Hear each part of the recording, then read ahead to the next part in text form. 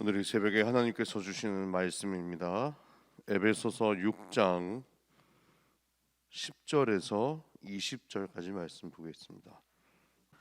끝으로 너희가 주 안에서와 그의 힘의 능력으로 강건하여지고 마귀의 관계를 능히 대적하기 위하여 하나님의 전신갑주를 입으라. 우리의 씨름은 혈과 육을 상대하는 것이 아니요 통치자들과 권세들과 이 어둠의 세상 주관자들과 하늘에 있는 악의 영들을 상대함이라. 그러므로 하나님의 전신갑주를 취하라. 이는 악한 날에 너희가 능히 대적하고 모든 일을 행한 후에 서기 위함이라.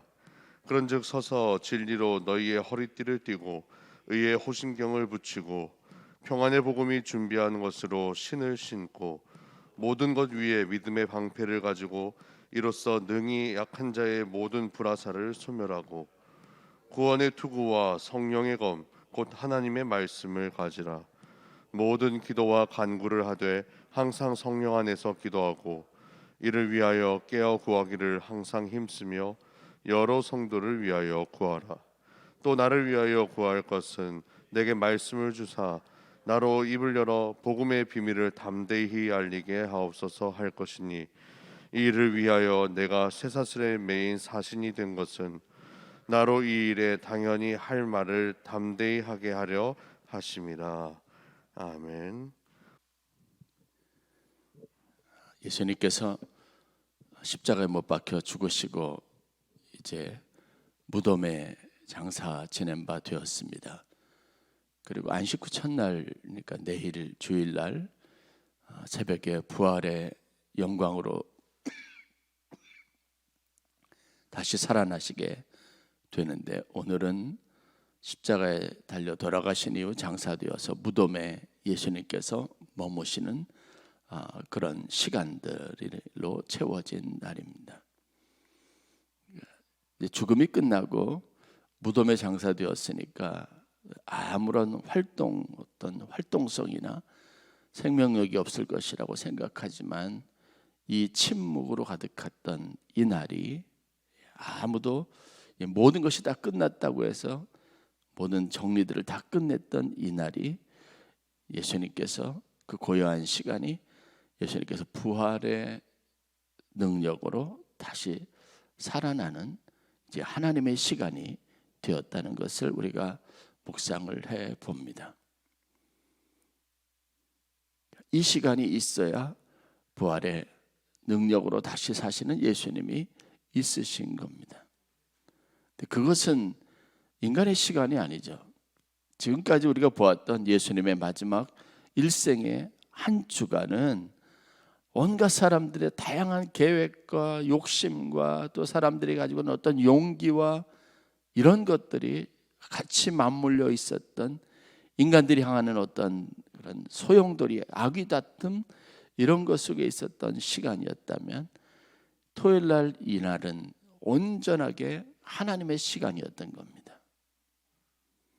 우리도 무엇인가 열심히 최선을 다해서 때로는 열정적으로 무엇을 하지만 그것이 숙성되고 성숙하게 되고 어떤 결과와 열매로 나타나는 시간은 우리의 손을 떠난 시간이고 하나님의 시간이라고 할 수 있습니다.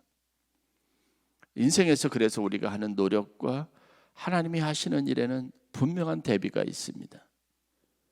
그래서 우리는 신앙인이 되어야 합니다. 즉 하나님에 대한 믿음을 더 키워가고 하나님에 대한 믿음을 온전히 하는 사람이 되어야 하는 거죠. 이렇게 기도하는 겁니다. 하나님, 이제 우리의 할 일들, 우리의 모든 노력들, 우리가 달려갈 길 다 달렸습니다. 이제는 주권자 되신 하나님 앞에 내 인생의 모든 것이 다 있고 내 땀과 수고와 눈물이 다 있습니다. 이것이 합당한 열매, 또 하나님의 의의 열매, 축복의 열매가 내 삶 속에 맺히게 하여 달라고 기도해야 합니다. 봄이 오면은 희한한 것이 다 말라 있잖아요. 부러뜨리면 다 그냥 꺾여질 것들이라고 생각을 합니다. 그런데 뭐냐 하면 이 겨울의 시간을 피하기 위해서 물기, 수분기가 땅 밑에 저장되어 있는 거죠. 이게 올라가 있으면 심각한 동해를 입는 겁니다. 화분도 어떤 화분은 조금 일찍 내놓은 거는 갑자기 날씨가 추워지면 그 영하의 날씨에 그게 막 얼어버리는 경우들이 있지 않습니까? 그렇게 되면 그 나무는 오히려 소생되기 힘든 경우들이 있어요. 그러니까 하나님 앞에서 우리가 신앙생활할 때 하나님의 시간과 우리 시간에 대한 구분을 분명하는 하는 것이 필요합니다. 그래서 오늘도 바울이 권면하지만 우리가 하는 노력이 있고 하나님이 하시는 일들에 대한 구분이 있어야 합니다. 우리는 강해져야 합니다. 하나님 안에서 온전해져야 합니다. 그러면 하나님께서 우리의 삶을 빛나게 하실 것이라는 믿음을 가지시기를 바랍니다. 에베소 교회는 교회로서의 그냥 전형적인 어떤 한 모형을 가진 교회입니다. 오늘 우리의 교회이기도 하고 때로는 우리의 가정의 모습이고 내 삶의 한 단면을 보여주는 것일 수도 있습니다. 그런데 이 교회가 하나님의 은혜와 말씀 안에 세워졌지만 얼마나 많은 틈이 있는지 몰라요. 얼마나 많은 크랙들, 갈라진 곳들이 있는지 몰라요. 얼마나 허술한 곳이 있는지 몰라요. 우리는 늘 하나님 앞에 강건해지기를 원하지만 이 빈틈들이 잘 채워지지 않습니다.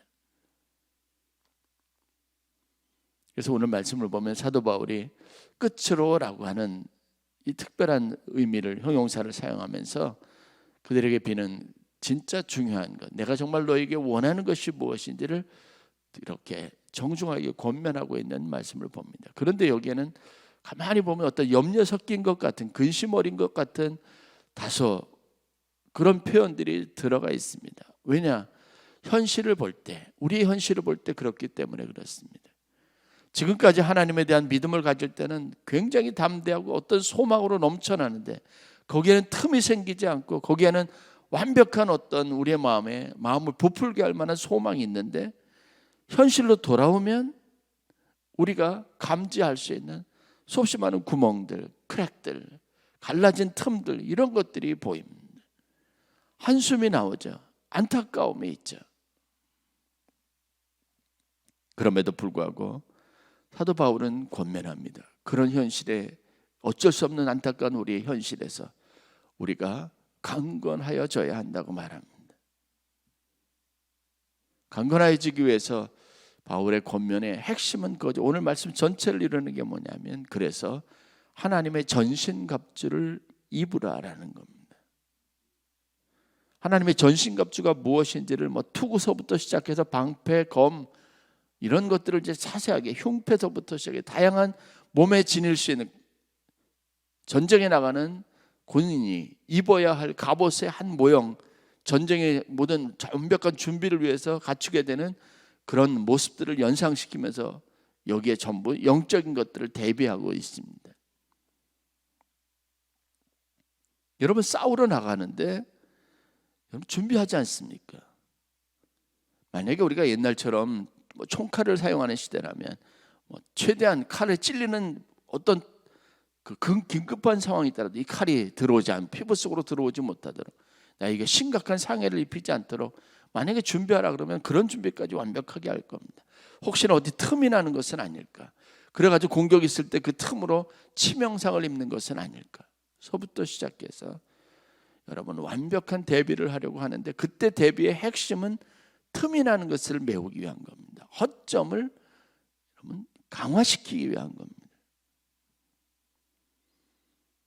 신앙생활에서 우리의 약점이 무엇인지를 알아야 하는데 대부분의 사람들은 약점을 인정하고 넘어가는 안타까움이 있습니다. 당연하게 여기는 게 있습니다. 그러니까 성장이 되지 않습니다. 온전하게 또 더 훈련된 모습으로 우리가 자라나지 못하는 안타까움이 있습니다. 사실 우리의 싸움이 어떠한 것인지를 알라고 권면하는 하나님이 전신갑주를 입어야 될 이유를 설명할 때 우리의 싸움이 뭐냐면 혈과 육에 관련된 것이 아니라고 오늘 말씀하지 않습니까? 마귀가 간계를 통해서 악한 사탄이 우리에게 틈을 내고 그 틈으로 비집고 들어와서 우리에게 치명상을 입히고 치명타를 입히는 겁니다. 그래서 전신갑주를 입으라고 말하는 겁니다. 이게 마귀의 관계라고 표현하고 있는 이 말씀, 즉 12절에 11절에 있는 마귀의 관계를 능히 대적하기 위하여 하나님의 전신갑주를 입으라라고 말할 때 마귀의 관계라는 게 뭘까요? 관계라는요, 약한 것을 집중적으로 계속해서 공략하는 겁니다. 꾀를 내어서 우리를 넘어뜨리게 할 수 있는 약점이 무엇인지를 계속 붙잡고 늘어진다는 거예요. 완벽하게 무장한 힘 있는 강건하고 능력 있는 여러분 군사는 그가 할 수 있는 최선의 노력은 뭐냐면요, 약점을 보완하는 거예요. 그러니까 그것이 완벽해 보이는 겁니다. 그 사람과 싸우려는 상대는 그 사람에 있는 든든하고 강한 부분을 공략하지 않습니다. 가장 약한 것을 공략하는 겁니다. 그래서 그냥 싸우지 않고 꾀를 냅니다. 온갖 계략을 다 발휘하는 겁니다. 하나님의 교회는 가장 완벽한, 하나님의 구원은 가장 완벽한 것으로 이루어진 하나님 우리에게 주시는 축복입니다. 그런데 그것을 무너뜨리기 위해서 사탄은 여러분들의 가장 약한 것, 교회의 가장 약한 것을 끊임없이 공략합니다. 그래서 우리는 그 약한 것을 보완하고 우리의 허점을 강하게 하고 거기에 대적할 만한 힘을 갖도록 하는 노력을 멈추지 않아야 합니다. 그래서 우리의 싸움은 영적 싸움인 줄 믿으시기를 주의 이름으로 간절히 축원합니다.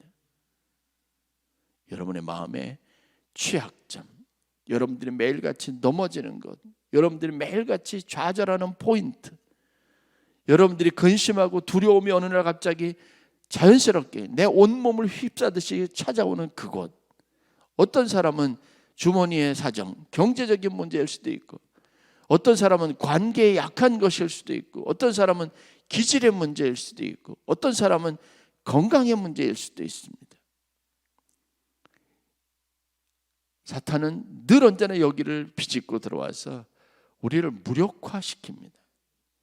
저도 억울한 것이 있습니다. 이거 억울한 게 생활하다 보면 늘 언제나 모든 노력을 기울이다가 한순간에 아주 방심했던, 별로 그렇게 신경 쓰지 않았던 것에서 갑자기 무너지는 경험을 할 때, 근데 이 무너지는 것이 조금만의 데미지가 아니라 전체가 다 무너져요.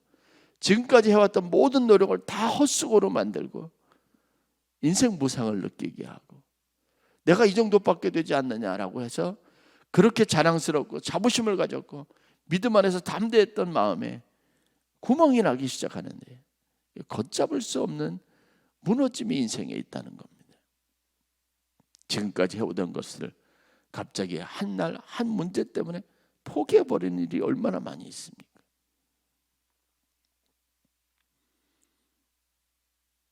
우리가 알아야 될 것은요, 우리의 싸움은 혈과 육에 속한 것이 아니라 우리의 약점을 집요하게 파고드는 사탄의 공격 속에 있다는 것을, 그 약한 것을 방어하기 위한 노력임을 여러분 분명하게 인식할 수 있기를 주의 이름으로 간절히 축원합니다. 예수님이 이기신 것은 무엇일까요? 예수님이 죽음에서부터 승리하신 가장 큰 요인이 뭘까요? 육체의 일에 있지 않습니다. 사탄의 권세를 이긴 겁니다. 예수님이 십자가에 못 박혀 돌아가시는 과정을 우리가 묵상했습니다. 예수님을 십자가에 못 박은 것이 무엇입니까? 사람들의 증오심, 두려움, 불안감, 질투심, 예수님을 다시 십자가에서 깨어나고 일어나게 하신 힘이 무엇입니까? 우리를 향한 하나님의 사랑입니다. 영적 힘을 가지시길 주의 이름으로 간절히 축원합니다. 영적 힘이 있으면 내가 어디서 무너졌는지를 알 수 있습니다. 거기를 보완할 수 있습니다. 거기에 우리가 더 큰 무장을 가능하게 합니다. 여러분 주위를 돌아보십시오. 여러분들 생각하는 안타까운 누군가의 삶을 바라보면 거기에 항상 그 문제, 넘어지는 문제, 좌절하는 문제, 그 문제가 항상 도사리고 있습니다. 그런데 더 안타까운 것은 그것과 싸우려고 하지 않는 거예요. 정직하게 그것과 맞닥뜨리려고 하지 않는 거예요. 하나님 앞에서 그 문제를 해결하라고 결사적이지 않은 거예요. 그 연약한 것은 그대로 방치하고 놔둔 채 엉뚱한 노력들을 기울이는 겁니다. 내가 할 노력이 있고 하나님으로부터 공급받아야 되는 것이 있습니다. 이게 전신갑주가 가지고 있는 특징입니다. 그런데 한 가지 분명한 그 공통점이 무엇이냐면 내가 하는 일이든 하나님이 내게 주시는 것이든 하나님이 내게 무장하게 하시는 것이든 여기에 성령의 역사하심이 있다는 겁니다. 즉 하나님의 영이 내 안에 내 속사람에 자리하게 되고 나의 삶을 이루는 내 삶의 중요한 힘이 될 때 우리는 완벽하게 강한 사람이 될 수 있습니다. 성령 충만을 위해서 항상 기도하시기를 바랍니다. 초대교회 저희가 수요일마다 제가 설교로 삼는 것이 초대교회 역사입니다. 그 나약해 보였던 사람, 그 비겁해 보였던 사람, 그렇게 사람들이 가치 없다고 생각하는 사람, 사마리아 사내들인 공의원들이 여러분 베드로와 그 제자들을 가지고 생각할 때 판단할 때 뭐라고 생각했는지 지난주 수요일 날 제가 설교에서 말씀드렸던 내용입니다. 이 사람들은 그냥 평범한 사람들이 아니더냐 거예요. 그런데 이 사람들이 어떻게 이 사람을 오랫동안 누구도 돕지 못하고 해결하지 못했던 이 안전뱅이를 서서 일어나게 할 수 있다는 거예요. 그때 베드로가 말한 고백이 무엇입니까? 우리는 할 수 없지만 그리스도께서 하나님께서 이 일을 가능하게 하신 겁니다. 마찬가지 고백이죠. 우리는 할 수 없지만 하나님은 하실 수 있습니다.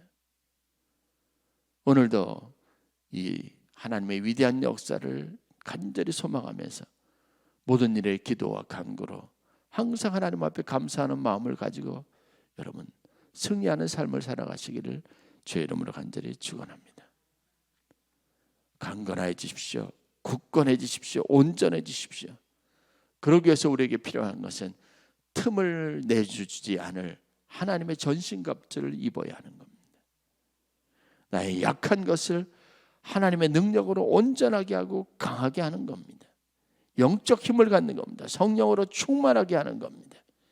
그러기 위해서 오늘 우리가 해야 할 가장 중요한 노력, 오늘 말씀의 순서대로 보는 것처럼 기도하는 겁니다.